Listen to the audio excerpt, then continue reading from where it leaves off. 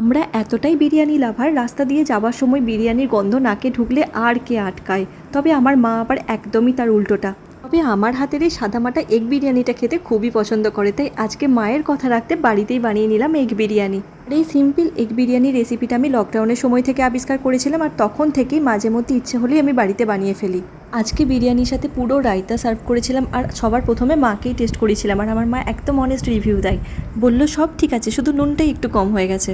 বিকালবেলায় আমরা সবাই মিলে দিঘির মেলা দেখতে গেছিলাম। মেলাটা প্রচুর বড় আর খুবই সস্তায় জিনিসপত্র পাওয়া যায়। আমি তো আমার জীবনে প্রথমবার এলাম দিঘির মেলাতে। আর সাবিত্রী সত্যবানের গল্প তো অনেকেই শুনেছো, তবে এই যে দুর্গা মায়ের মূর্তি দেখছো, এটা একমাত্র ওই মেলার সময়ই মূর্তি পূজা হয়, বাকি সব সময় ওই কাঠামোতেই পুজো হয়।